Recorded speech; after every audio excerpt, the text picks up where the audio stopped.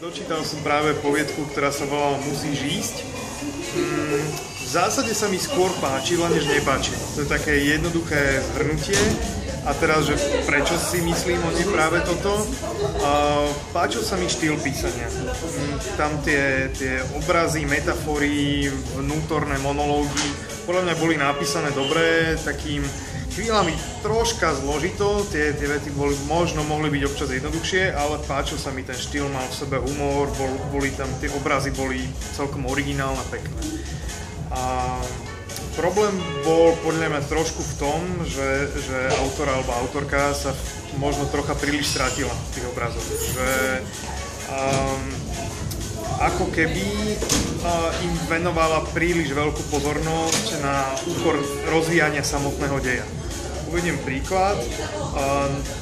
Veľkú časť úvodu poviedky venujeme tomu, že hlavný hrdina má opicu a spomína na to, čo riešil minulú noc.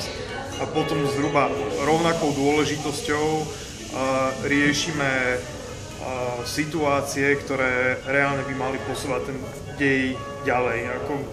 Ťažko povedať, že čo tam bolo naozaj dôležité, a je to tak tým pádom, že tie opisy sú také hutné, tak tomu dáva takú troška prílišnú rozvláčnosť.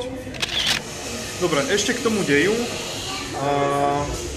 Myslím si, že, alebo teda ja z pozície čitateľa by som odporúčal autorovi poviedky, aby skúsil posilniť tú dejovú zložku. Možno by bolo fajn, keby to bolo aj o niečo originálnejšie. Našiel som tam viacero takých tých klišé, že na konci sa dozvieme, pardon za spoilery, že ten rozprávač je vlastne mŕtvý. A myslím si, že to sme tu už mali 42 krát minimálne presne tento typ pointy. No ťažko povedať, či tá poviedka je práve sci-fi. A ako si tak preberám v hlave tie prvky, ktoré by to mohli zaradiť do niektorého žánru. No určite prvá vec, čo mi ide na um, je skôr nejaký horor.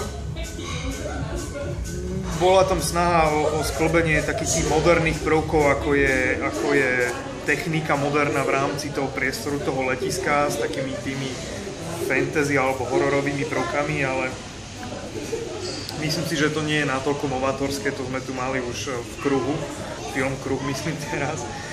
A asi by som to stále označil skôr za horor, než za science fiction.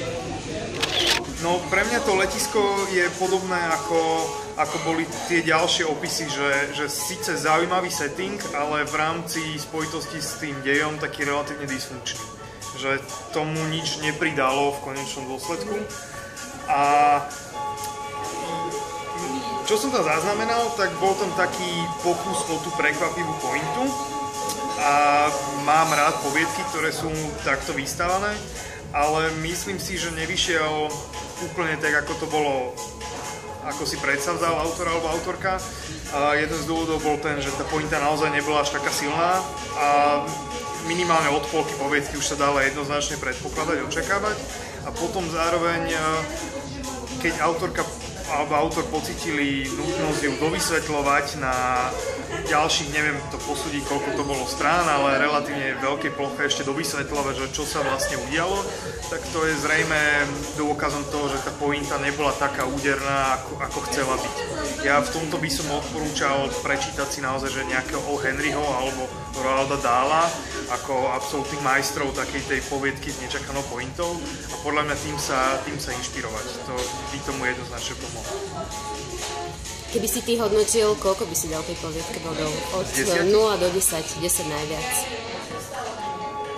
Taká zdravá 5. A teraz neviem, aké sú, ako veľmi prísne majú nastavené kritériá porodcovia, ale pre mňa to znamená, že je tam silný potenciál a páčila sa mi forma a ten obsah má ešte tiež potenciál, ktorý sa dá rozvíjať.